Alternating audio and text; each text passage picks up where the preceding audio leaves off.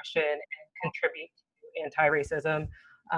And I believe that to build empathy, we need to hear each other's stories. So I'm excited to share my story and hear from all of you amazing folks. Thanks, Adriele. Okay, Justyn. Yes. Thank you for having me. I'm excited to be here, a part of this discussion. Really just wanted to have an opportunity. Oh, sorry, let me take a step back. I'm in a free spirit, currently pursuing acting and other creative pursuits as well. Starting to tap into some writing and have a lot of other ideas and things like that that I would like to continue putting out into the world. And as far as this conversation, it's just necessary. We all have, I believe, a very diverse set of friends and people that we hold dearly to us. And obviously there's a lot of turmoil and stress and things of that nature weighing on us, but we do have to begin to kind of chart a path forward. And so I wanted to be a part of the discussion where we can continue to highlight Black lives, give people added perspective and understanding so that we can eventually get back to a world where we are enjoying ourselves equally and with equity. Thanks, Justyn. Over to you, Mourtallah. What's going on, everybody? I'm Mourtallah Faye, as Rose said. I am currently quarantining in Newark, New Jersey, my hometown, basically. Grew up between here and Delaware County, Pennsylvania. I work in venture capital, so finance, and I wanted to be on today's panel because I think really the timing is just, it can't be better. This is like the perfect time for people to kind of get together and really grapple with their feelings and their understandings of race relations in a really real and visceral way. It's a novel opportunity, I think. A lot of people's guards are down and people are starting to realize that this is a serious enough problem to where we do have to have like very just open, honest discussions. So when Rose contacted me, it was an offer I couldn't refuse, so to speak. Awesome. Thanks, Mourtallah. Thanks everyone for your introductions. Okay, we're gonna go ahead and start off with some questions. I think it's important to think about, what shapes us as even children. And so my first question to all of you is just to share a little bit about your background and really how you grew up and what that environment was like for you. And maybe why don't we start off with Mourtallah actually this time.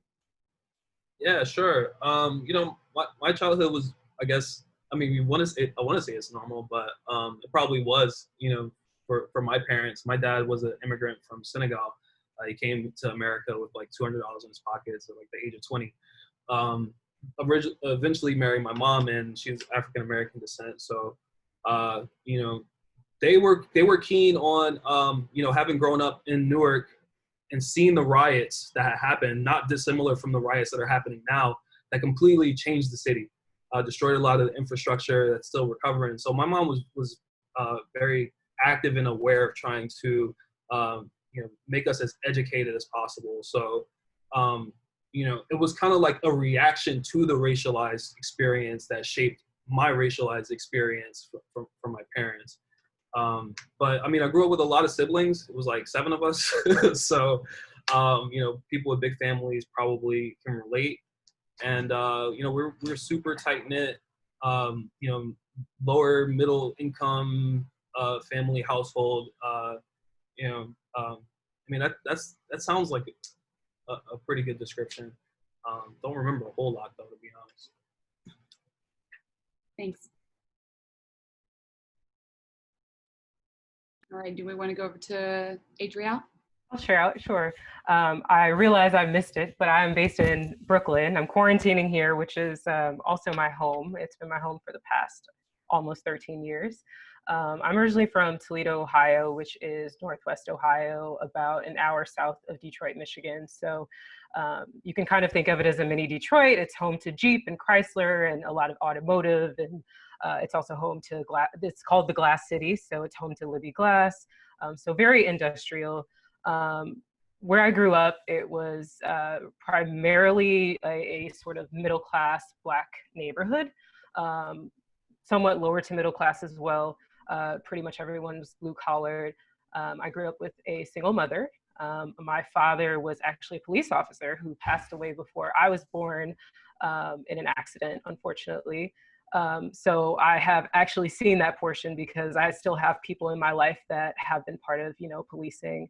But it was tough, growing up in this predominantly Black space, and then in contrast to that, I was going to a predominantly white school, which I've been enrolled in or was enrolled in from the time I was in preschool through college. And I mean, I could really go into the weeds here, but it's really challenging when you go home and you're faced with this environment where, you see people like you, and that's sort of normal, right? Your version of normal. And then you're spending a bulk of your day going to school where you're one of few, you're other, right? And so I spent a lot of time throughout my childhood, far into my teenage years and even early 20s, really understanding and grappling with my identity and who I was. And a lot of that stemmed from outside forces. I mean, I was called all sorts of names. The age-old Oreo was what a lot of folks in my neighborhood would refer to me as, because I was articulate and I knew what I was talking about.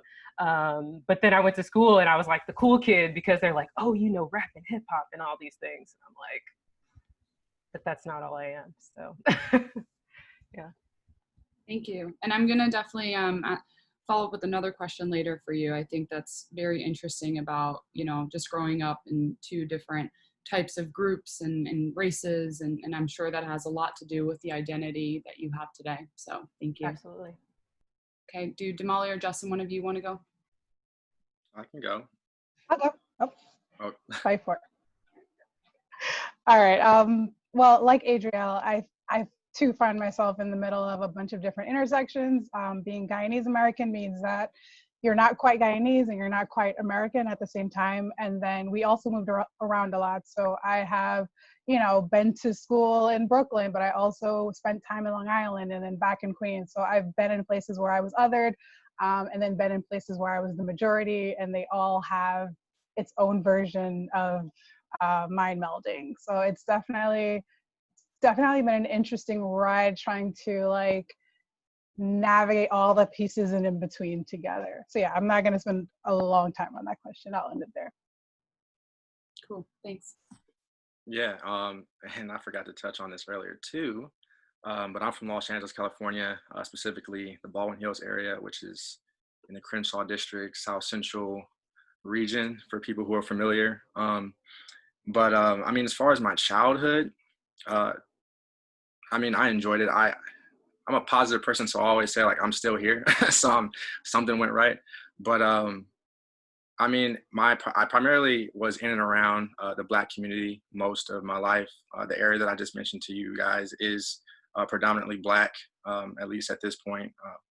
And my two parents, they never married, but they were always there, supportive, and did their best. So appreciative of, of that. And especially, as I get older and see how that sort of dynamic can work out. I have an older brother from a different dad. So he's 15 years older. So that was just a different dynamic to always have around somebody who's kind of a different generation and has seen a lot more things. And as far as other aspects, just to touch on some different things, I went to school with all or predominantly Black people until I got to high school. It was a Catholic school. I was, born and raised Catholic. So that definitely informed and influenced, my outlook and kind of the things we did. We were a church family. I went to the same school. My sister and I, my little sister, went to the same school that my dad and his siblings all went to. So everybody there knew the Williams family. And yeah, I mean, we just did a lot of different stuff in the community. My dad was always taking us to the Pan-African Film Festival. I went to the neighborhood barbershop. It was always Black. We went to a lot of soul food restaurants. We were doing Black stuff. And so that was really kind of, all I knew. And I was kind of a shy kid, I guess, to touch on myself. I definitely was shy. I think my parents and my family would agree. My dad has always been outgoing. So he kind of forced me out of that by taking me to different environments I didn't want to be in.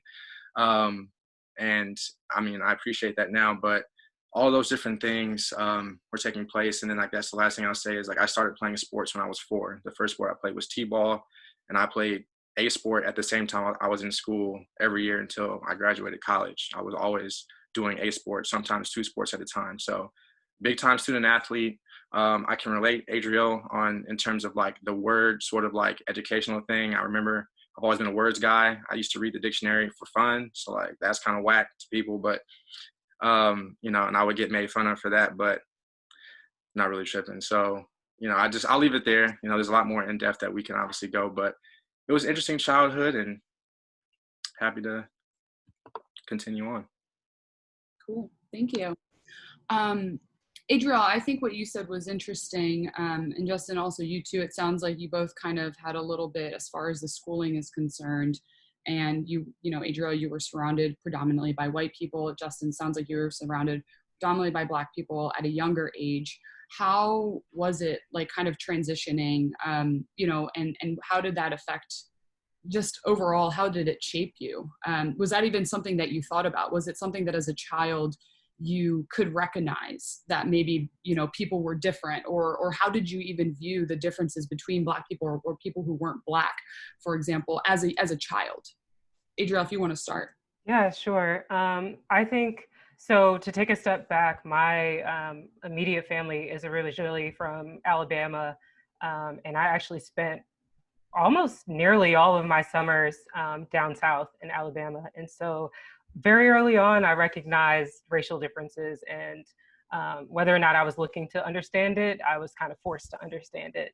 And my family, they, you know, they've always been welcoming and open to everyone. And my mom was always like encouraging me to befriend people of diverse backgrounds, like reach out to people who are different, experience different things. And I'm really appreciative of that. But yeah, from an early age, I was well aware of being different. One of my earliest memories is just like going to elementary school and having a different hairstyle and people being like, you grew like 4 feet of hair overnight. How did that happen? And I mean, that's just like the most basic example, but that is something that I strongly recall. Or like getting my hair done, you know, I've been natural pretty much my whole life, had natural hair nearly my entire life. And like knowing that if my mom went and spent this money on the weekend for me to get my hair done, I'm not going swimming at my friend's pool party from school that week, because, you know, that's just how it was. So there were like these very subtle things that I could recognize and identify that made me recognize and realize that I was different, especially in that space of being at school. Similar to Justyn, I went to a school from the time I was in second grade until I graduated high school. So I saw the same people for all of that time. While I did, you know, develop some comfortability and I built lots of relationships with people, I still felt other in that space. Thank you for sharing that. Yeah, thank you. And kind of like picking up from where she left off, but from my perspective, I think one of the things that you asked was how do we perceive like the differences or other races? And I'm trying to like put myself back into like my 5, 6, 7, 8-year-old mind. I'll just say, like, I mean, I've always been a curious person. I'm a very introspective person. I've been that way since like I was little. Like I think a lot. And I thought I was like a little precocious in that way when I was young. Like I do a lot of observing and paying attention more than, I don't know, people might have thought when I was that age. And so I think that just kind of informed my curiosity in terms of like getting to know people. And it's funny, I remember like the first and second grade was like a turning point for me. One, because I was in first grade and we had a spelling bee in class and I lost on the word baggage. I'll never forget. B-A-G-G-A-G-E. But that sparked a curiosity. I never wanted to lose again. And then I just remember early on in school, like kindergarten, first, second, third grade. Third grade was big because I used to get pretty good grades, honestly, A's, maybe a couple B's. I would always get a poor or unsatisfactory behavior grade that didn't make sense to me. And I was talking to kids in class. I was trying to get to know them. You know, I was always curious, trying to make friends. And I would get in a lot of trouble at home, which really made me frustrated because I was like, the grades that matter are the ones that I'm getting good grades in. Like, what is going on? But either way. And I think I kind of closed off to like being as like talkative and curious, but then that's what really sparked that like sense of like observation in different people. And I would hear my friends though, when they would talk to me, they would say like, Justyn, like you talk so white, bro. You're using all these white words. Like you sound like, why are you using that word? And like, I mean, honestly, that continued through high school. Even at high school, I remember I got made fun of for using the word hiatus my friends didn't think it was necessary. But I was just like, honestly, I was trying to get ready for the SAT, and I was like, how can I fit these words in? You know what I'm saying? But even in like elementary, middle school, people would always say those things. And I just really couldn't make sense of it. I'm just like, I mean, these words exist. Like, why not use it? Like, why? We don't even really see any white people. So then why are you saying that the word that I'm using is white? I'm black, you know? Like, why are we ascribing the use of this word to somebody with a certain skin color? And I really would have these thoughts in like the 4th and 5th grade. And so I think that just kind of like my perspective on things was like, I'm curious about these other people that people are talking about as if they know them. Like, I want to actually meet some of these white people, Asians, you know, people from different backgrounds, Latinx folks, to actually kind of see like what their communities are like. And, you know, that kind of continued until I got to high school and got around some different folks. But I think the short, you know, to be concise about it though, everything I just mentioned is I kind of came at things with a sense of curiosity. I've always been a pretty curious person. I still am. I aim to be. And just to kind of really determine for myself, you know, what these different labels mean and why people tend to sometimes put a negative spin on them as opposed to a positive one. Wow. I mean, even just at a young age, having to distinguish like why people are asking like what word is white or black. I mean, I'm sure that could even just be very confusing at a young age, why that's the case. Yeah, those are my first thoughts. Obviously, I wasn't thinking like super deeply, you know, I wasn't like a genius beyond my years, but I think that was when I started to first kind of have thoughts or kind of understand this concept of like whiteness, not even just like, you know, as like a skin color, but just like the structure of whiteness that people fall within and how we operate and how we make it seem like, oh, only white people can use these words that sound intelligent or like articulate, you know? Yeah. And then, you know, as you get older, you get around white people sometimes and they're like, oh, you speak so well, you speak articulate. I'm like, well, I mean, is that surprising? Like, why, you know, it's just, there's little like undertones of stuff, but we can get into that. Some would call that a microaggression, right? I'm curious to hear from Damaly and Mourtallah, just because I know you both, you know, either have parents or like in Damaly's case, we're not even, you know, we're born outside of this country. I'm curious how your immigrant roots also shaped your childhood and your upbringing as a Black American. Yeah, I think, well, one of the first things that I remember about coming here, and it's a very vague memory because I was so young, but I came here with a really thick Guyanese accent, right? Like my family has lots of jokes around how thick this accent was when I came from Guyana. And, you know, I came when I was 3. So by the time, I think between 4 and 5, you hit pre-K, kindergarten, and you're in school, you realize then that you are not surrounded by people with the same accent.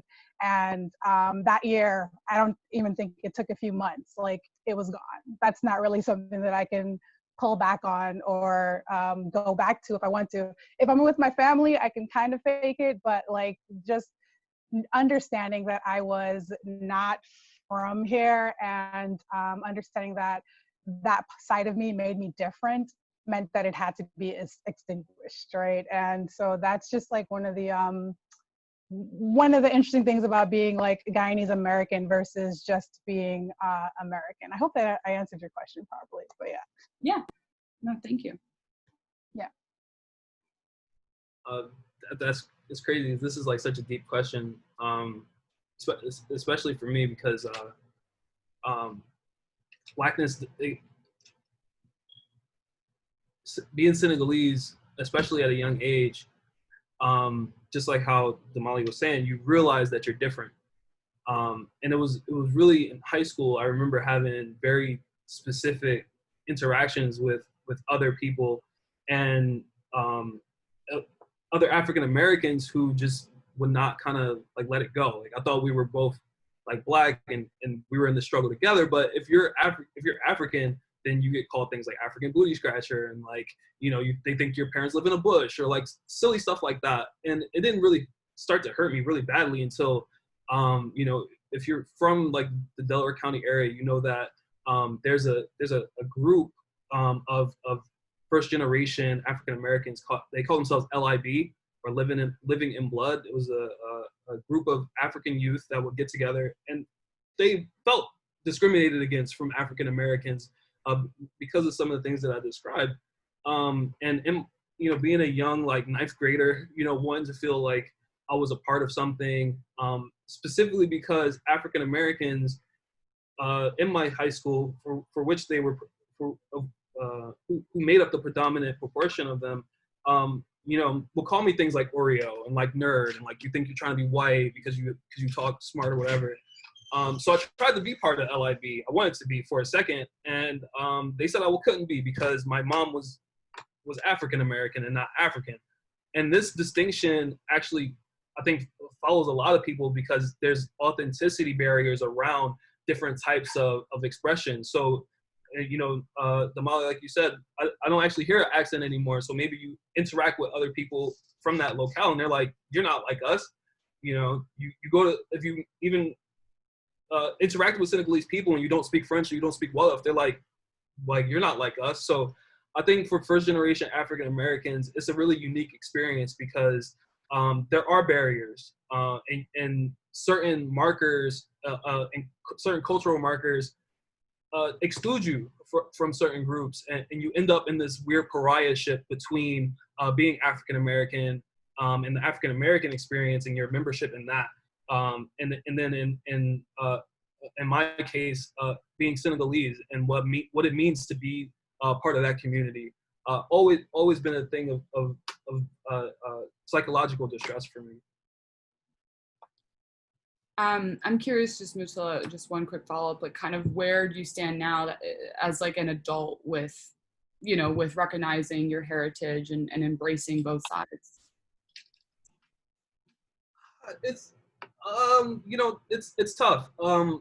I took some ethnic studies classes in college that dives into the racialized experience globally, like for racialized individuals all over the world who, for whatever reason, colonialism, imperialism, just have become part of this experience. And I kind of came to the same conclusion that Frantz Fanon did at the end of Black Skin, White Mask, which is a fantastic book about this particular thing for anyone who wants to read it. But he claimed for himself world citizenship, right? And said that I'm a person of the world, and kind of in an attempt to subvert white colonialist activities in Africa specifically, relinquishes blackness in a way, and says that just because someone ascribed it to me doesn't mean that I have to carry it as my identity. I claim the world. And that's something I aspire to, but on a daily basis, especially when you think about the things that are happening now, it's like, that's the facticity of being racialized. It's something that you never can kind of get away from. And it's something I still struggle with. Outside of just being comfortable expressing my blackness and my Africanness as it's inscribed in my family tradition, which has always been, alhamdulillah, very, very strong. But interacting with other Senegalese people, that's always still a point of anxiety for me. And even interacting with other African Americans, because for one, you're not black enough, for the other, you're not African enough. So it's like, it's still something I struggle with. Appreciate you sharing that, Mourtallah. So I want to go to an experience that recently happened, and it was kind of all over the news.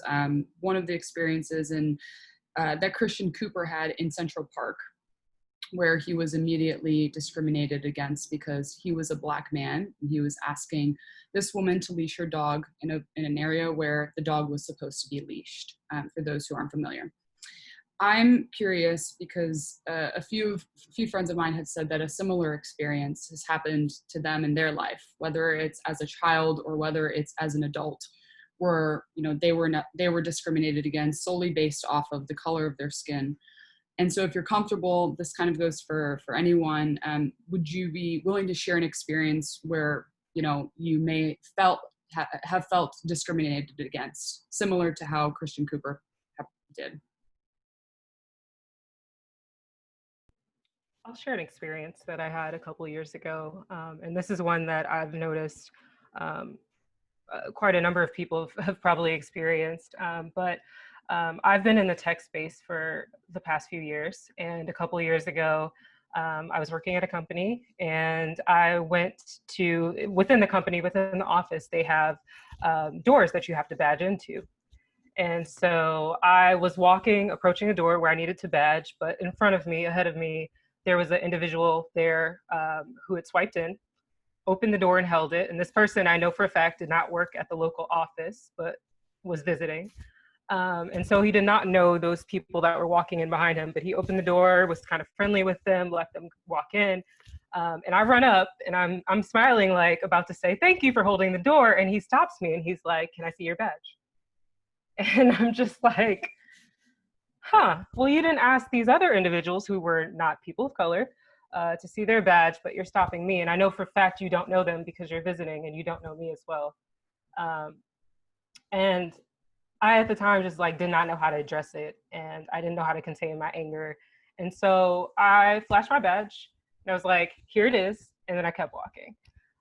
But that experience stuck with me and continues to stick with me to this day. And that was just, I don't even know if it was 2 years ago at this point.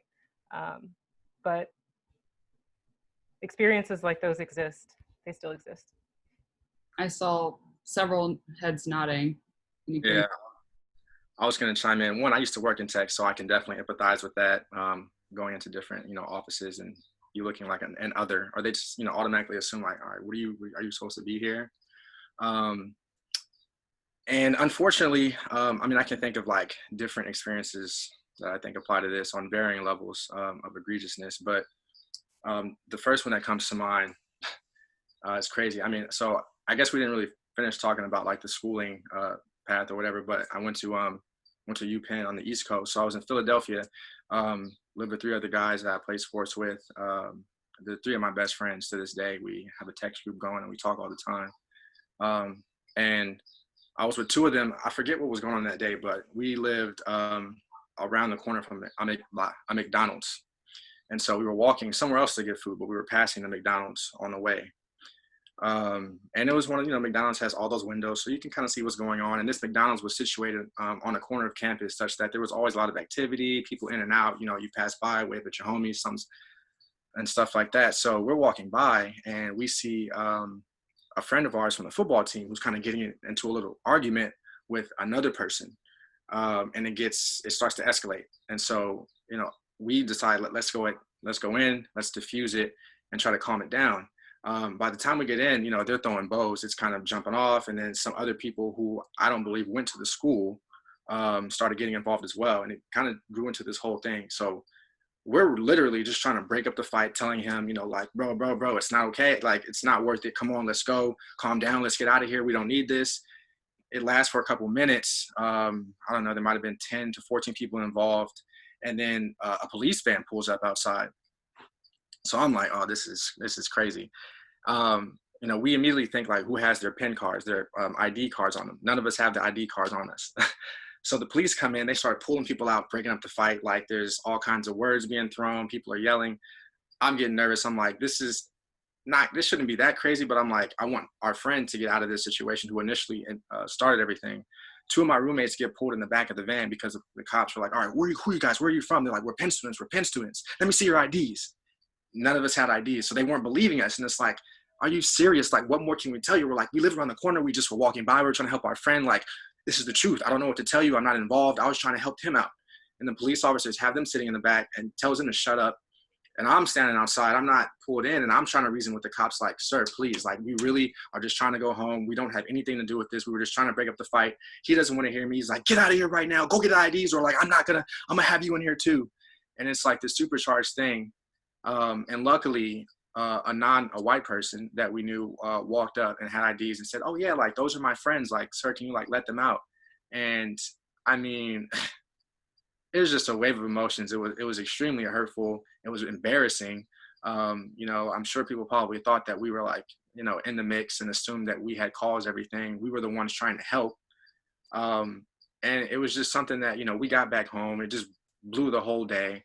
We went through a wave of being frustrated, pissed off. Then like any Black person does when you go through something like this, we found a way to like make light of it and laugh at it and kind of just push it down, and not really bring it up, unless somebody really asked. It wasn't something that we wanted to really touch on because we thought it looked poorly on us. And, we still talk about it from time to time, but I think about that and just wonder, like, what if that person hadn't come? why do we really need our pin IDs in order to establish that we were there? You know, why? There's just so many questions. But it is what it is.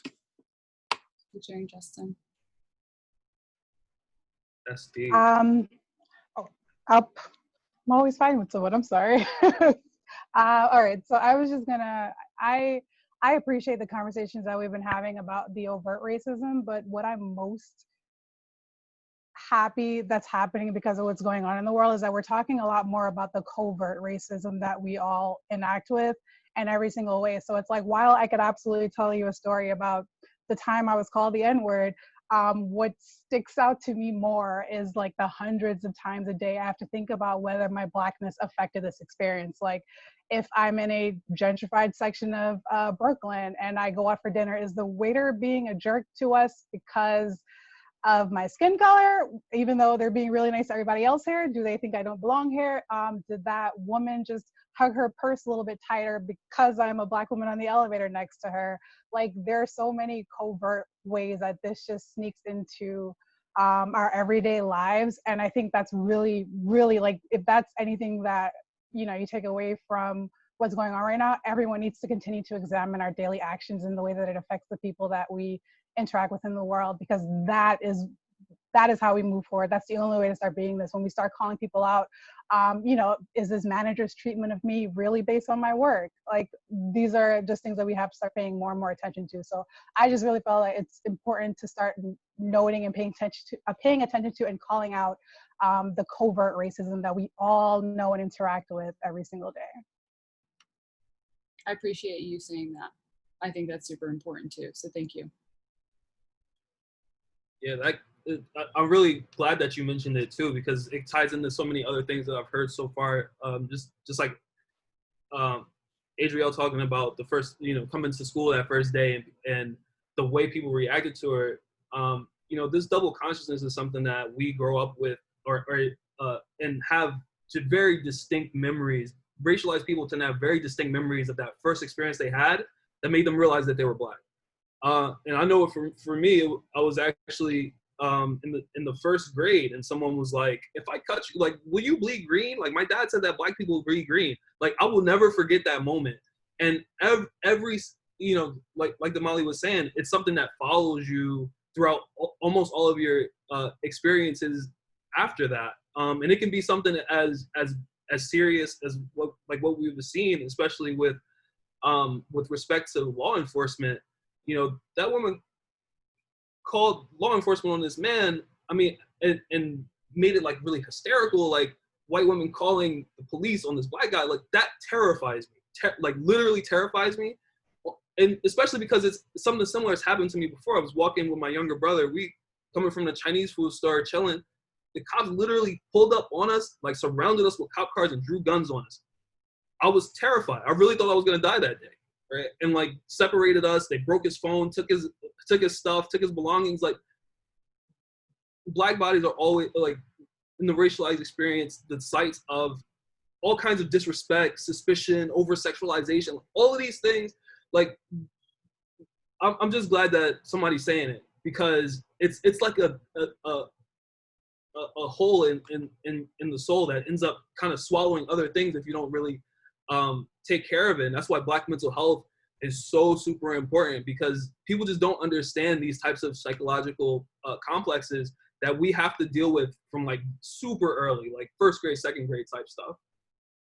Yeah, I just want to pick up on that. Like, it's just, I mean, it's crazy how, I mean, again, and you mentioned, Damaly, the covert racism is definitely to touch on, but just picking up where you were talking about Mourtallah, sorry if I'm not pronouncing your name correctly too, but just the fact that, like, we as Black people, like, for non-Blacks, white specifically, you know, many of them probably look at an interaction with the police as like a nuisance, like, oh God, you know, I gotta deal with the police right now. I'm just being honest, keeping it a buck. But like, even me, I'm somebody who I believe I move through life with a relative sense of confidence and comfort in myself, generally trying to do what's right. And I know I have friends that do the same.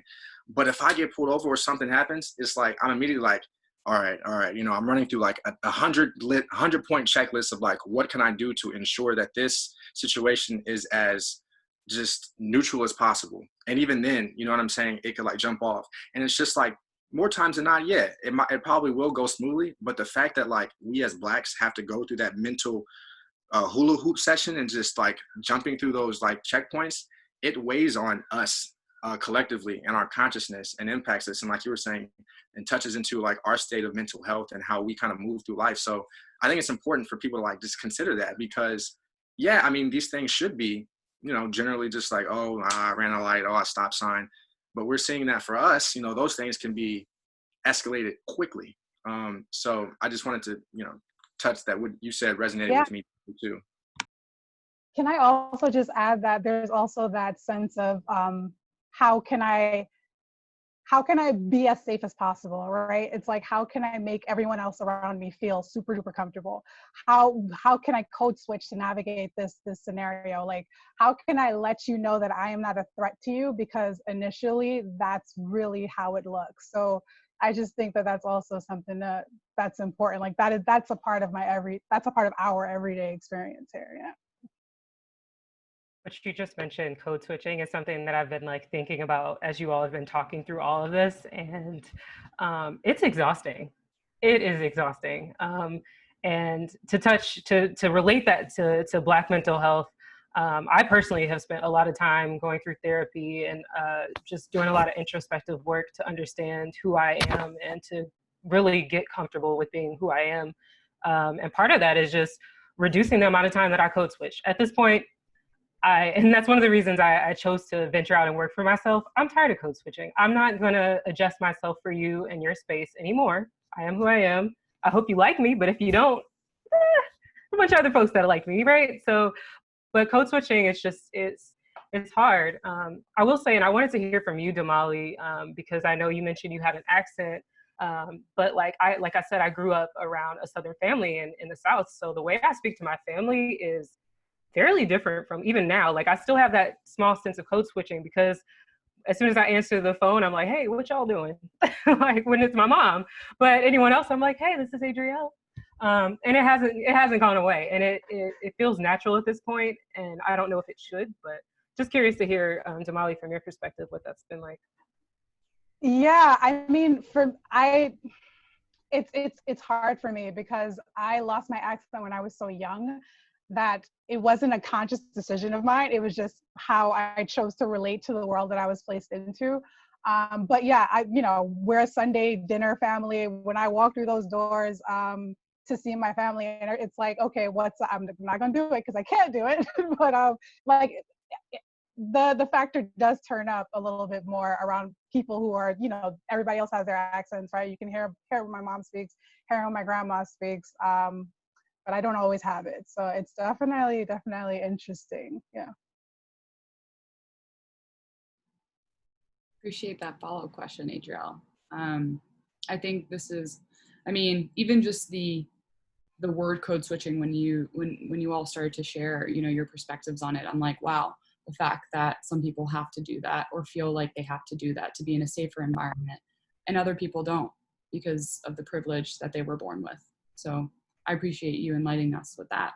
I actually have, two questions for Damaly and Justyn, just more so in kind of getting a little bit into, what you both do. So Justyn, you're pursuing acting after you were working in tech. Damaly, now you are a professional photographer, also after working in tech. So, I'm just curious, how has race kind of played a role in your line of work? Maybe with Justyn, I'm interested to hear specifically within acting, and then Damaly, I have a question specific around the photography as well. Yeah, that's a good question. Like many industries, the entertainment acting industry is confronting a number of issues stemming from lack of diversity or just lack of equality and equity in terms of opportunities for people at varying levels. I'm pursuing more of the creative, trying to be in front of the camera side of things. My sister is actually pursuing a career on the other side, more of the business side. So through her experiences, I actually have an opportunity to see and learn about how things kind of happen behind the scenes, with agencies that hire talent and producers and directors. And so I'm very much still learning a lot about how things operate, to be fully transparent. I've been pursuing this hardcore or full time for the past like 2.5 years. Um, and, there's still a lot to uncover. But I mean, even in just my own personal experiences, it's small things like the classes that you take. I find that a lot of classes I take I'm the only Black guy. And I don't know if it's the places that I've gone to or if it's that guys don't want to take classes, but the classes tend to be like predominantly white women. There definitely are some others as well. It's not 99% in one, but it is predominantly white, regardless. And so when you go into those experiences, I mean, it's just like small things from like anytime, like you might be working on a script and there's like in class and it calls for like, it's a Black script or there's a Black person, you're always like looked to. And or if the opposite gender or the opposite person they're playing opposite against, if there needs to be another Black person, it gets kind of weird to like encounter those dynamics.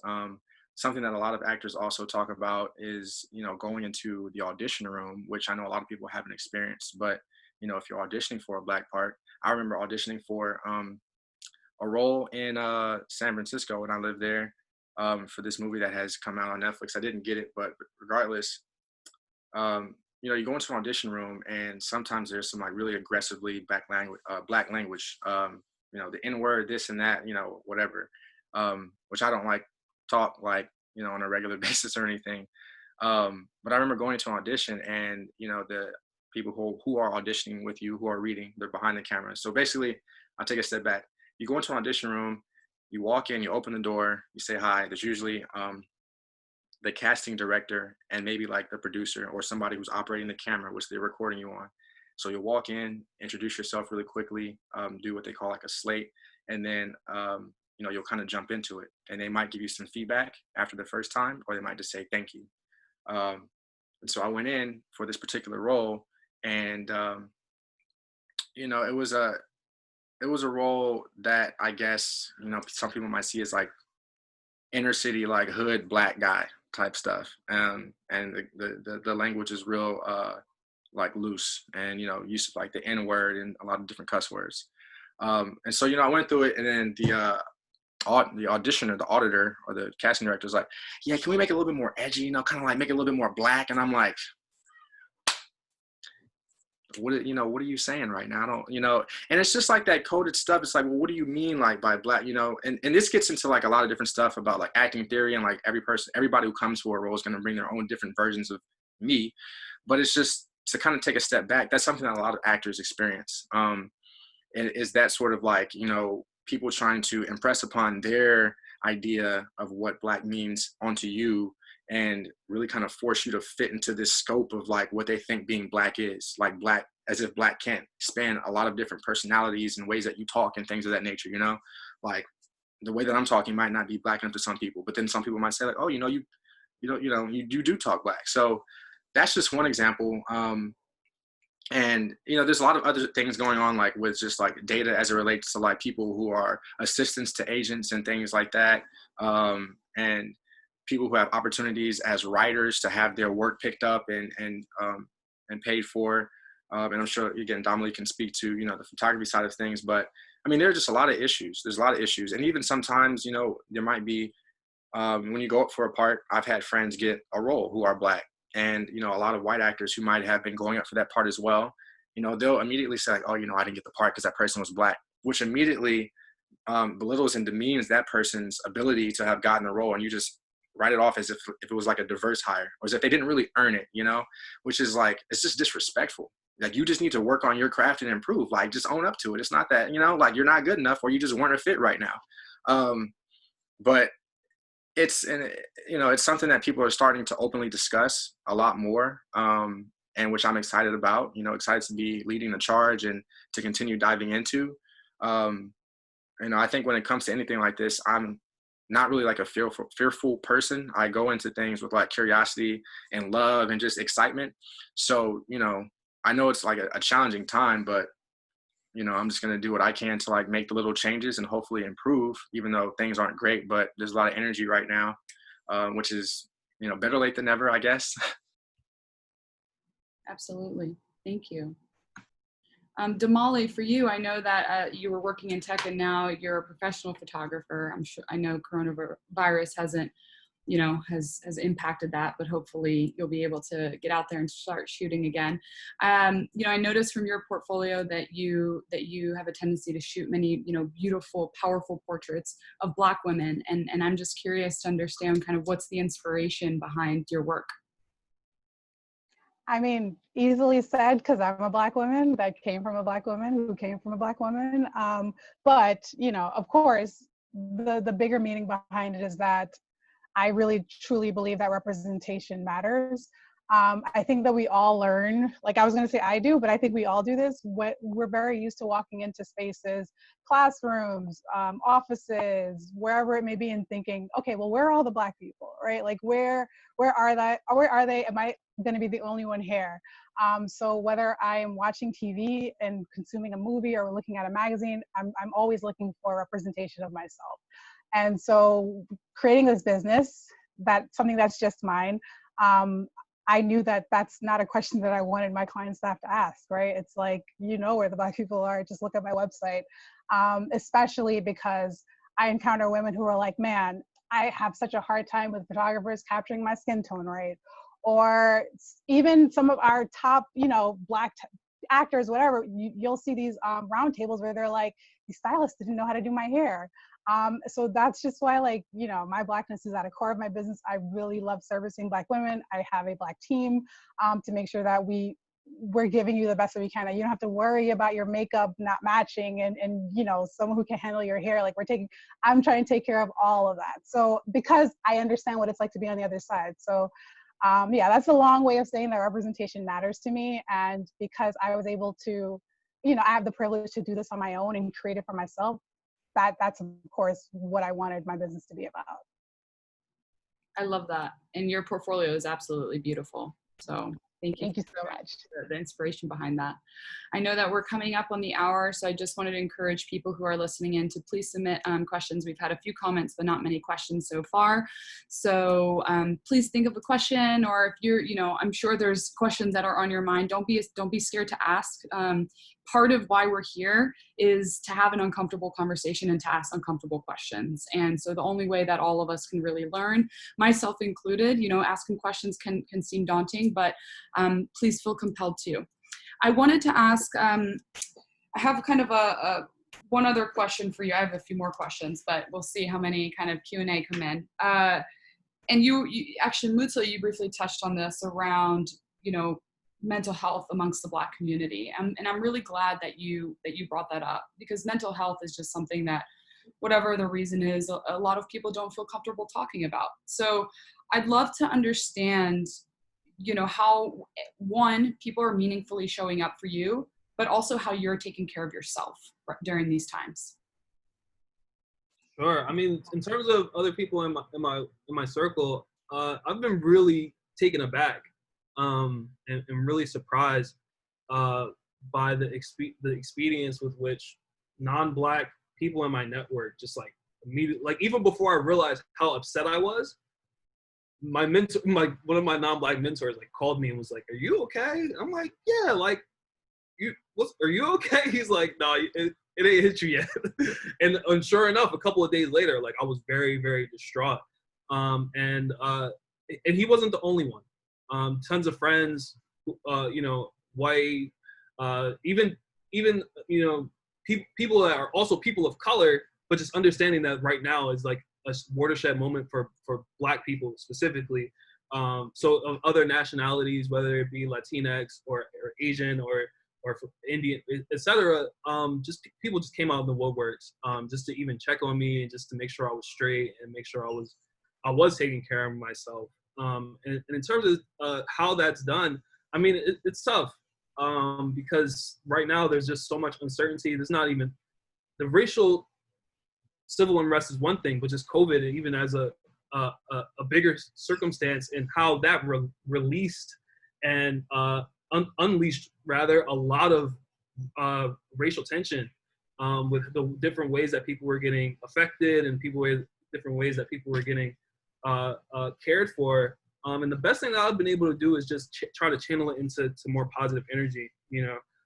trying to take that fervor and put it into my work, try to connect with Black founders, try to connect with Black entrepreneurs, connect them to capital, and bolster their networks. Because the truth is, at least in the business I work in, a lot of Black people are under networked. And venture capital is all about networks and what capital you have access to. And that's one way that I've been able to do my part. And it's just given me a lot of mental comfort, because I think one of the hardest things about that moment was just like not like feeling powerless and feeling like if I'm not out there with a sign or throwing a Molotov through like a Walmart window, then like I'm not doing anything. So eventually reconciling like my unique contribution was like made a huge difference in terms of just like getting good sleep at night. Thank you. Anyone else want to contribute to that question? Was it like, what are you doing for yourself right now? Mm-hmm. Or how other people are showing up? Kind of a two-part. Oh yeah. Yeah, I mean, a lot of people are showing up for me, at least in, my friend group, which I really appreciate. It's actually been just really amazing to see a lot of people that I met at different points in my life. Because I think when you think of like relationships or friendships, it's always funny to kind of like compartmentalize them, or, like, I'm just saying, for example, you, Rose, like we worked together for a while, and like, sometimes you can pick things up with people even though you haven't seen them for a while, or you never really know how that might work out.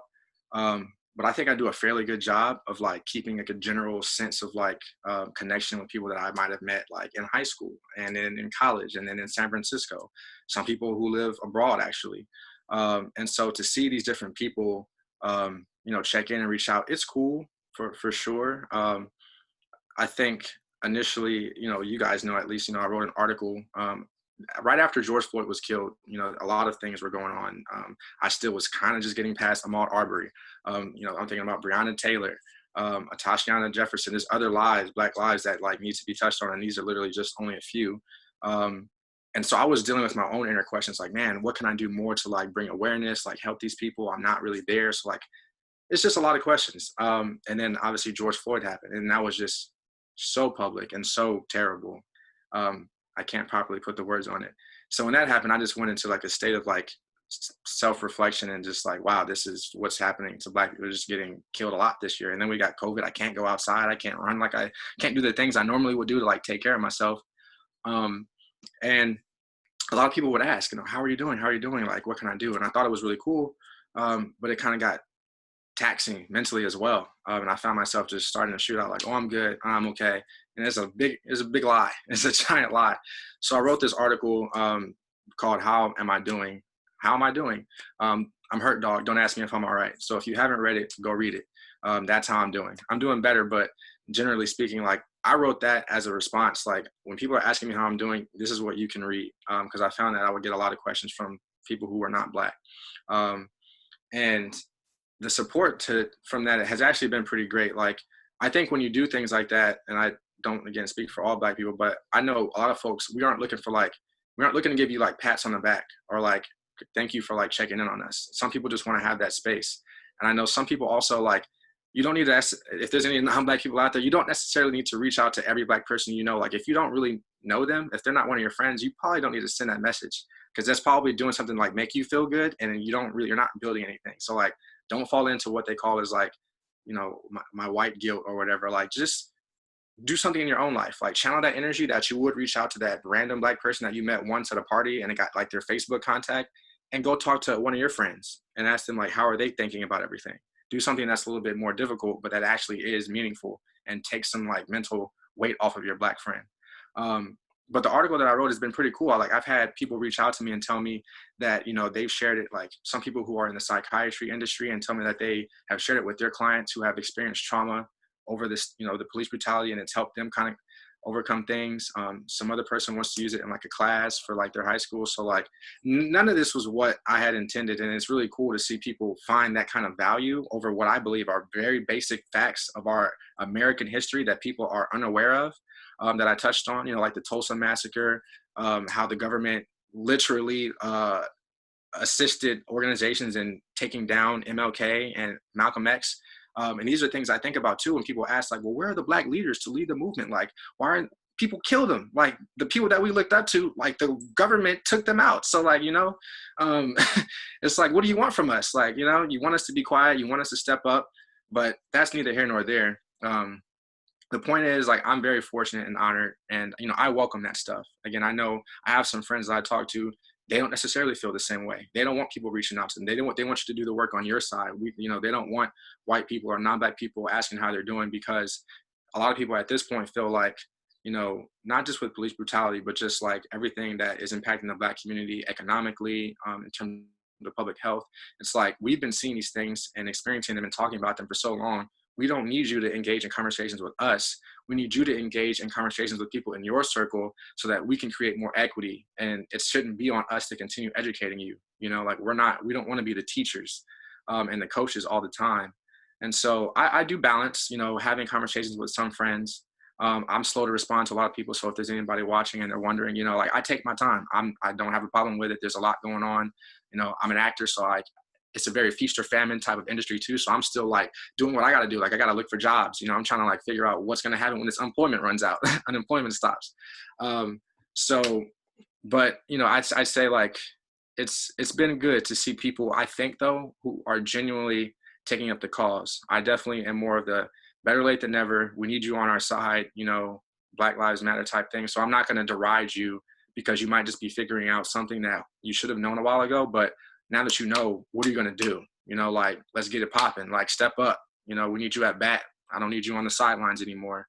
And I've coached you up. So, like, take the ball, here's the handoff, run with it. So people are doing that I know, from at least as far as I can tell.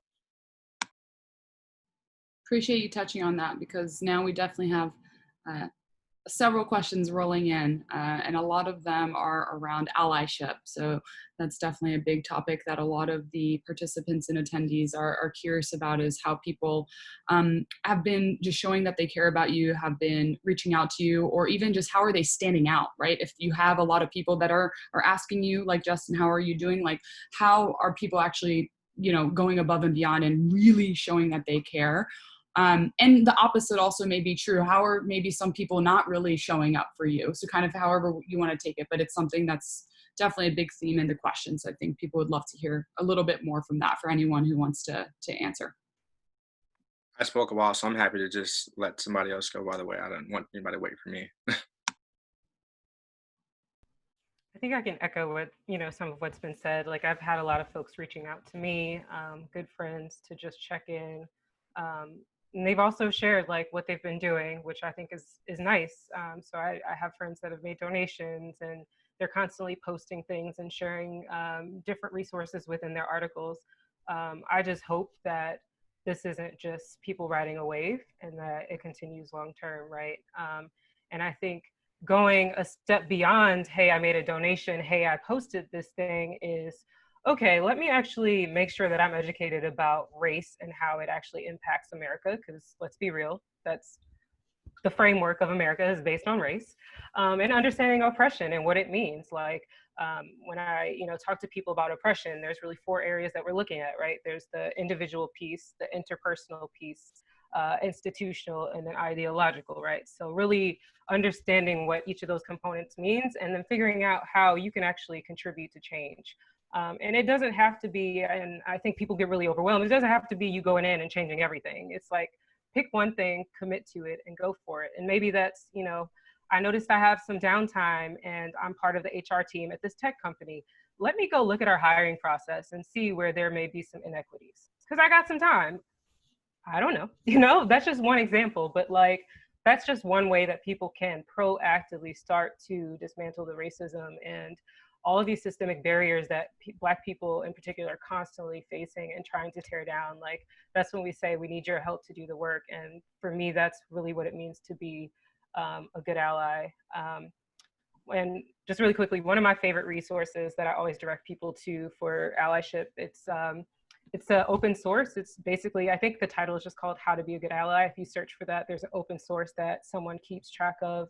And it even includes information on like what to do if you mess up, if you misstep, which is really important. It's like, just because you messed up is not an opportunity for you to step back and go back into being quiet, right? Like, we understand people are human and we don't have all the answers, but what matters is that we're trying to get there and we're trying to implement some sort of change. That's fantastic. Thank Yeah, you. yeah, picking up what she said, like, I think it's, yeah, just important to not get like too down on yourself. I'm gonna quote a quote that from Ella Fitzgerald that like really stood out to me. She said, don't give up on what you're trying to do.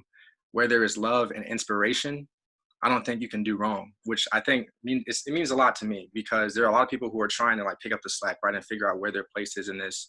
And I'm a very big motivation, inspiration kind of guy. I get it from playing sports all my life, big rah-rah, you know what I'm saying? Like, I'm a big energy guy. And I need it for myself too sometimes. You know, like, I've gone through periods of my life where like I've experienced like the mental weight, you know, kind of like the cognitive load of like trying to pick up new causes, and it can, you know, lead to potential like depression or listlessness, so to speak. And I know what it feels like to go through those periods sometimes and not feel like you have an outlet, or you're nervous to ask somebody for help because you don't know what kind of response you're going to get, or then, you know, you think they might look at you in a negative light. But I think if people just remember that, you know, if you are doing this for the right reasons and you have a good heart, you know, there's a lot of noise going around. Even for Black folks, you know, I just want people to know that even within the Black community, you know, we talk about, you know, I've talked about defunding the police, and I have friends coming and tell me, like, we should abolish the police. We can't get rid of the police. You know, it's like, even amongst ourselves, people are like coming at you, telling you you're wrong, you're right. And I'm like, you know what? Okay, that's fair. But the only way we're going to learn is to have this discussion. And I'm not going to let myself feel any less than because I'm still trying to become more informed. So for others out there, just take up a little bit each day. Like Adriele said, you know, it might be reading an article, listening to a podcast, watching a movie. There are so many different outlets and mediums that you can tap into to continue learning and educating yourself on these very obvious things going on in our society, so that you don't have to overwhelm yourself. You know, one day you might read, one day you might sit back and just chill and watch, but it's still progressing. Another day you might just have some conversations amongst people around you.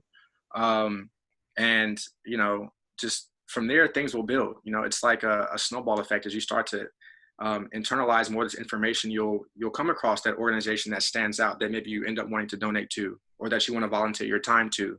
Or, you know, you might find this organization where, you know, oh, they need some kids who need to be mentored. Well, I have a network that could really help them get a leg up. You know, there's different ways that will come about as things progress. You know, you can't predict everything in life, but it's just about not overwhelming yourself and taking the small steps on a day-to-day basis and staying committed to it. And then also being aware of when you need to take a step back and take a breath so that you can digest everything. You know, don't try to do too many things at once or run a million miles a minute, because burnout is real. And we're just getting started. Thank you. All right, we have about 20 minutes left, and definitely I'm going to try and blaze through some questions. So maybe we can have like one or two people answer. So this question I thought was interesting. It's coming from a first-time mom who says, as a first-time mom, I wanted to raise my son colorblind. And I think that's something that people would say is, I don't see color. She says, it wasn't until I heard a Black person say, do not raise your children to see color, because diversity is beautiful, and it is even more beautiful when it is embraced. So can the panelists please address, you know, can explain to the viewers how important it is, if you believe this, for parents to teach their children to not only see color, but to accept and embrace it, if that's something you believe. I mean, I believe whenever I see someone say, I wish that we could all be colorblind, my retort is more, I wish that I could exist in this world and have my color be accepted as a thing, right? So for you to be colorblind means that, like, when we think about Blackness, it engulfs so much culture and being. And so to not see that is really not to see me at all. Mm-hmm. So I lost my thought there, but I just really want to say that colorblindness should not be the goal here. Equality should be the goal. That's why it's important. That's why we need to continue to have these conversations, not to erase our differences, but to be able to understand and appreciate everyone despite those differences is what I think it should be really, really important for everybody. Awesome. Thanks, Damaly. Okay, another question that came in, actually these are a couple questions. It's more so around general perspectives around the future. So it looks like people kind of want to understand, how do you feel about racism now, but how do you feel about it moving forward? Are you hopeful? Are you feeling discouraged? General sentiments about what you believe racism will look like a year from now and 10 years from now. I'll just say, like, people, I've been having this conversation. I'm excited about where we are, and just about like the inception point, or inflection point rather, where we are right now. Still a lot of work to be done, but I think a lot of people are waking up to it, not just Black folks, and people are starting to talk about and understand that racism is a human thing. Like, it shouldn't be aligned with a political party or your economic beliefs. It's like, we need to accept that we've created this construct of race, okay, and then the different races exist, but let's not let that dictate how we treat other people. And as people start to understand it, it's like everybody versus racism. It's not, so like, either you are not supporting it or you uphold and support those beliefs. I think it's a very clear line. Obviously, there's other nuances that get wrapped up into how society operates, but I think, as people start to educate themselves more, there's a ubiquity of information out there, or it's so ubiquitous, you can just easily look up things online and educate yourself. As people start to open up and have more of these conversations in their lives, I think, we can be in a much different place a year from now in terms of people's collective understanding and consciousness of it. Now, in terms of like changing the systems and things that kind of continue to uphold and support those, that inevitably, I think, we'll get some pushback from people, because that does kind of infringe on different people's ways of life and their lifestyles, and, what jobs they're going to get and money they're going to make. But it's up to us to at least understand, what racism is and how it exists now, and how we can continue to fight the perpetuation of that concept. Because it really is just a human issue. It's like, we shouldn't look down on somebody because of like, their race, whether you're like Latinx, Black, like, for that to be the initial determining factor of whether or not you want to deal with somebody, like, I have an issue with that, I mean, I have a diverse group of friends, so maybe I see this a lot more easily than some people, but I also don't feel like you should have to have a friend who's Black or Asian, or white or whatever, to feel like you should treat them with respect. Same as like, like gay, lesbian, bisexual. I'm going to put that out there too. Like, I just want to touch on, like, we're talking about Black Lives Matter. Like, I want people to also like treat everybody within that spectrum and understand that that is deserving of respect as well. As we push this narrative, that all Black lives matter. Black poor lives, Black people in the hood, Black wealthy lives, Black middle America class lives, Black lesbian, gay, bisexual, like, and transgender lives matter. Like, we can't just leave out one group. Black women's lives matter.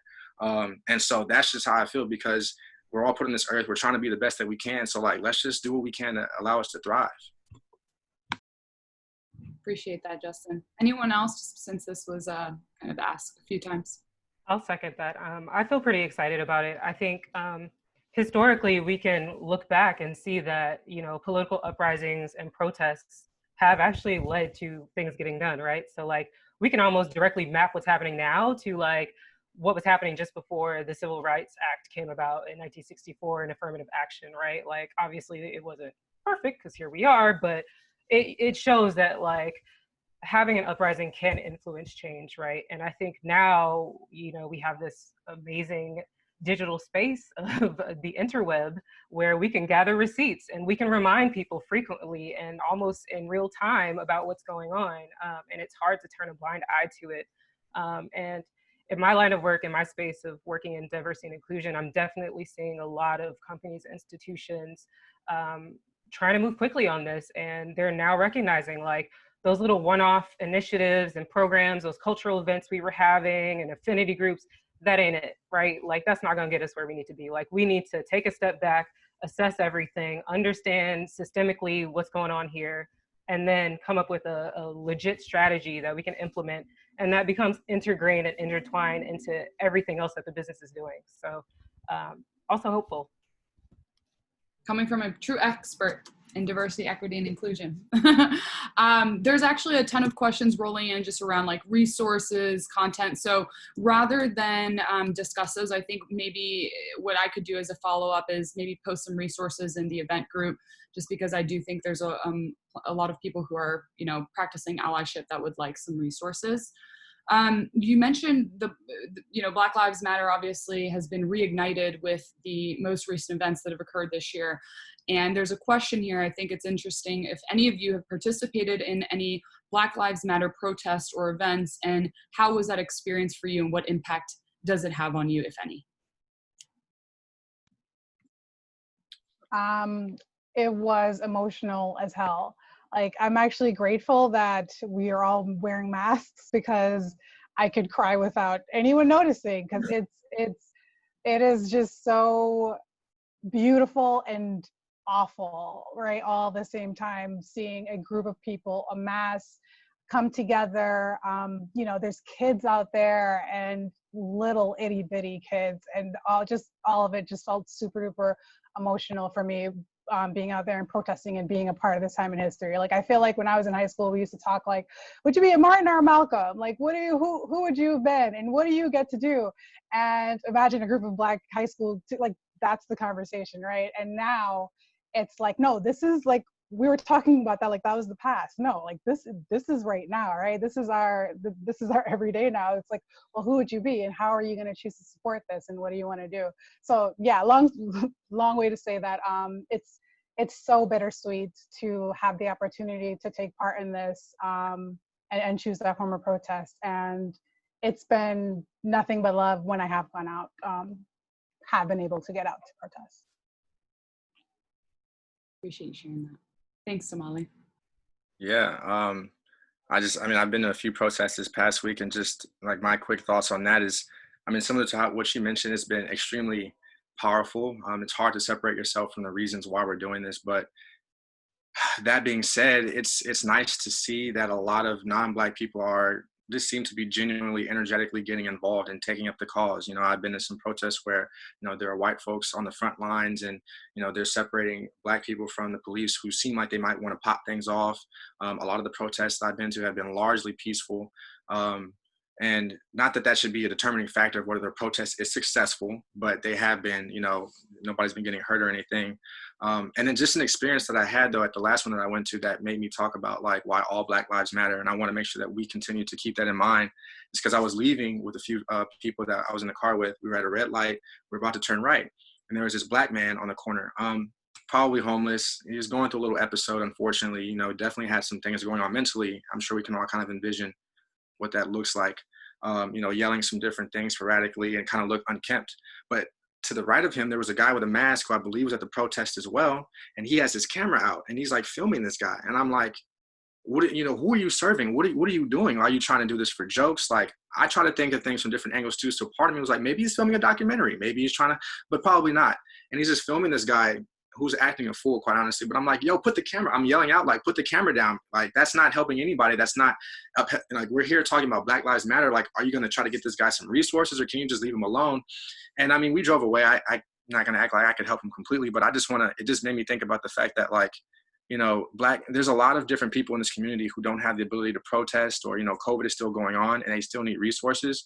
So we should still be able to look out for, like, people who are homeless or who are lacking and who can't speak up for themselves for whatever number of reasons. And these things are going to take a multifaceted approach, I know, but I just don't want people to think of, you know, when you think of Black Lives Matter, don't just think of us or me or the people who, you know, are middle class, have jobs, and, like, are gainfully employed. Like, think of other people who don't have the ability to really step up for themselves and who need our support a lot in order to sustain themselves. It's important. So keep up the energy. You know, I'm looking forward to seeing how these protests transition into what's next, you know, whether that be like town halls or more general discussions, things like this, as people kind of leave the streets. Thank you, Justyn. That actually brings me to another question. It's actually specifically for Mourtallah. So you mentioned about, you know, Black businesses, Justyn did. And I know that coronavirus, we all know that coronavirus has impacted the Black community in a more severe way, and whether that's the healthcare system or in many cases employment. So Mourtallah, someone wants to know, since you're in venture capitalism, essentially what have you seen with Black owned businesses, and have they been passed up? Is it something that, you know, is considered when you're looking at, you know, a founder or a potential venture to invest in? Does your company or do, just kind of generally speaking, how does that play a role into your day-to-day or into your, you know? Yeah, sure. I mean, I think it's important to know that just underrepresented founders as a group, so, you know, not only the firm that I'm employed by, but other firms, and even the firm that I interned with, have made this part of their investment thesis.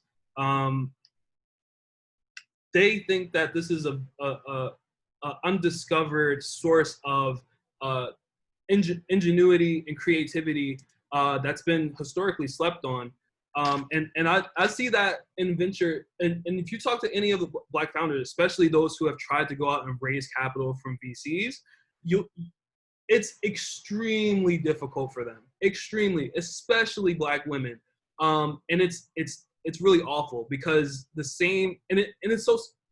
deep, right? Because the signal that you look for in VC is like, okay, this person should be, elite performer. So like the Ivy Leagues, MIT, Stanford, et cetera, that signal, right? They should be highly networked. So depending on who they know and what their presence is like, and et cetera. But these are things that structurally Black people don't have as much access to. So not only are there like overt types of racial filters that keep Black founders from getting capital. Like for instance,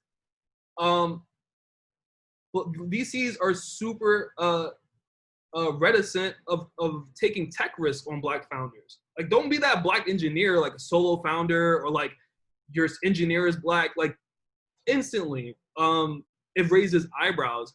But even the more embedded, more covert ways of signaling that VCs usually use to pick who they invest in. If you invest in only Ivy, then you're going to have much less Black candidates, definitely. And that's something that I've heard people say that they've seen. If they say, throw out every single applicant who's not Ivy. Like, okay, like now you can't be surprised if you have systemic racism after that. So there are some VCs that are very serious about this. Unshackled Ventures is one that I just want to give a shout out because they do a lot of the good work. Del Johnson is another one who I follow on Twitter and really appreciate his ideas around some of the ways that you really don't see that much Black people in VC. Definitely not investors. I think 1% of all VC is Black. I'm part of that 1%. And I'm sure it's even just as dismal or more dismal for founders because of the things that I mentioned. It's a big problem. Thank you. Thank you so much. Okay, we have a few more questions, but I just want to say to all the attendees that we likely won't get to everyone. So I just want to say thank you all for submitting the questions. I think we only have a few minutes here for a couple more. So I've seen a couple recurrent questions around companies and brands speaking up and also thought leaders speaking up, but specifically brands are taking this opportunity to really kind of, show that they're behind the Black Lives Matter movement. Other companies have been staying quiet. From your perspective, when companies are speaking up or they're branding, how is that seen for you? Is that do you see that as kind of a genuine and authentic way to kind of present themselves? Is it having an impact? Is this something that you're not even caring about? Like, just kind of general thoughts. I'll hop in on that first just to share my thoughts, because I think, everyone probably had that experience of getting that one more email from like that one app or company that you interacted with one time, and they're like telling you how much they support you. Like, I don't care. Like, get out of my inbox. Like, why are you bothering me trying to bolster your own like PR? Like, that makes no sense to me. I think that speaks for a lot of companies, lots of them, that really feel compelled to say something because of the zeitgeist. And that's really sad in a very bizarre kind of way, because, and I like that people get called out for it. Companies get called out for it all the time on Twitter to say, oh, now you're Black Lives Matter? How about when I reached out to you 6 months ago, or reached out to your exec and you ignored me? Or how about that time when XYZ? I think there are some examples of extremely subversive types of support that I really appreciate. Apple Music is one of those examples. If you went on Apple Music last Tuesday, the entire website, the entire application was actually blocked out. You couldn't listen to anything. Like, if you wanted to listen to your like Slayer or Leonard Skinner or I don't know, Journey that day, you couldn't. It was just like a live stream of Black music, Black Lives Matter music. The whole interface was shut down. So that's really not only like putting your money where your mouth is, like that's one thing, but once you start changing how other people are forced to experience the product that you actually use to generate revenue, I think that's extremely powerful. Legos is another one. They took away a bunch of their product offerings as well. So you know, it does take work. Like that didn't just come out of nowhere. And I think that when companies make those kind of gestures, Black people, especially those who've been racialized, you know, they know what they're looking for, and they kind of can tell what's genuine and what's not. I think that the only thing I'll say, and I'm sure Adriele probably has some thoughts because I know she, you know, works in this space, so I don't want to take up too much time. I just think we have to find ways for companies to continue to diversify the rooms where there's power. It's cool, you want to throw this money at it, but in order for companies to be genuine about this, who's in the boardroom? Who's on your C-suite? You know what I'm saying? What are the managers and stuff looking like? You know, they don't have to be all Black, but at the same time, like, until we start seeing that diversity and that richness in terms of the structure and the composition of the company, like, you know, it's cool. Yeah, we'll take the money, but like, we really want to see people have this equity of opportunity, and they need to, you know, that takes time, but be committed to it. You know what I'm saying? Yep. Absolutely. I'll share a few thoughts. So, and I know we're coming up on time, so I'll be quick, but I think it's really important for people to acknowledge what they have done already, because your Black employees are going to call you out when you push that message out saying, oh, we support Black lives. And I'm sitting here like, but do you? So that's one piece.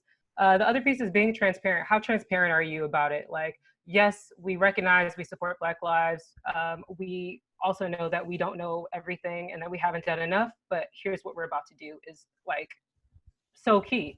Like, let us know that you're going to continue to be proactive and acknowledge that you haven't done it right or as best you could have in the past. And then the third thing that comes to mind is simply acknowledging Black. I've read so many messages in my inbox, heard so many people give speeches, like leaders and executives, and they don't want to say the word Black, like literally do not say the word Black. They may say people of color, they may say, I recognize all of the uprisings or the issues towards minorities. They won't say police brutality, they're fearful of that as well. So it's like, you need to be super clear on what your stance is, and be confident in it and not be afraid to address, you know, what is currently at hand and what needs to be said. That is such a great perspective and super helpful. Thank you. Okay, I know we're over time, but I have one juicy question that I think it's, you know, it took some bravery to ask. There's a person who I won't identify, and this person asks, I admit, I'm embarrassed to ask this, but here it goes. I don't have any Black friends. What would you say to people who want to seek Black friendships? Is that a weird goal to work toward? And yeah, open for anyone to answer that question.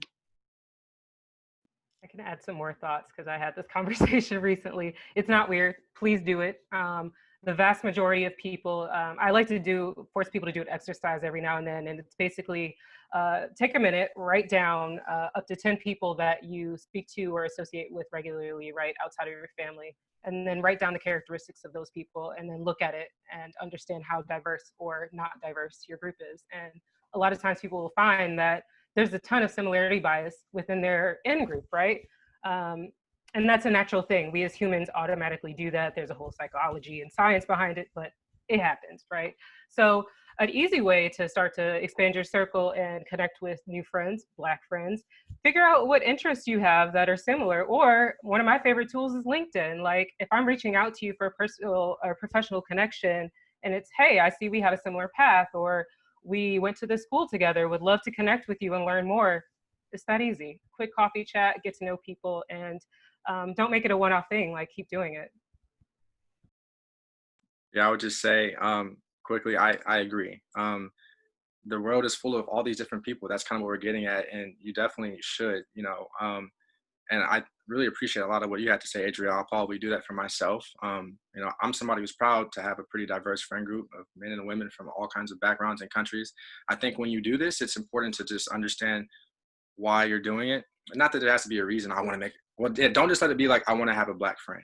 You know, when you do that, be genuinely curious about, you know, their culture or, you know, about them. Don't just start, you know, like associate with a Black person or whomever, and then just keep it surface level and be like, oh yeah, I got this Black friend to other people, you know, because that's the issue.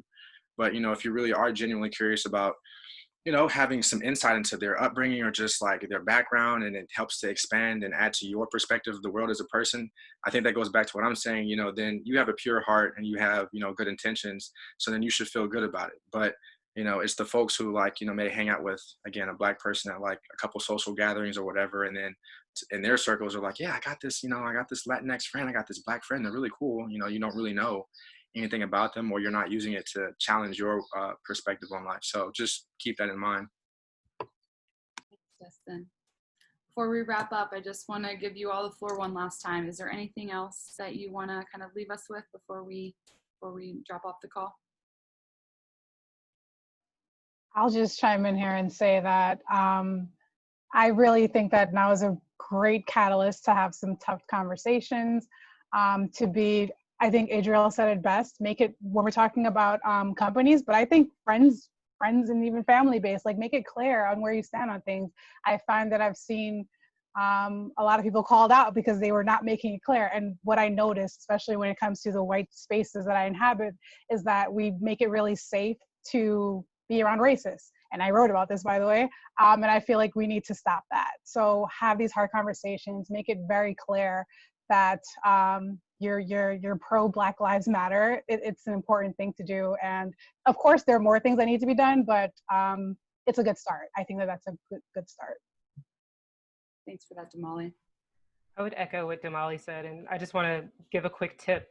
One thing that I've been doing on a personal level is actually doing like virtual hangouts with friends, and we'll watch like a documentary together or a movie together that is relevant to the topic, and then we'll just talk. I mean, we'll mute ourselves and like periodically comment and add commentary throughout, but have a nice like open discussion, and it's super chill, it's low pressure, and it's a great way to sort of start that tough dialogue. Thank you. I think you and Mourtallah actually recommended Black Power Mixtape, which I got to watch over the weekend. So that's a really fantastic documentary. Thank you both for that.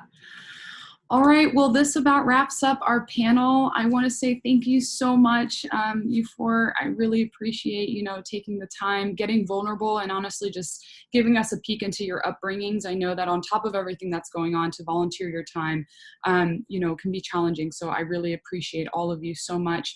And thank you for those who stayed the entire time. Thank you for tuning in, and thank you for being part of this important conversation. And let's make sure that we continue it. Thank you guys so much. Thank you, Rose. Thanks for having us. Yeah, it was so dope. Have a good day. Thank you. You too. See you later. Bye, everyone. Bye. Bye. Bye. Peace.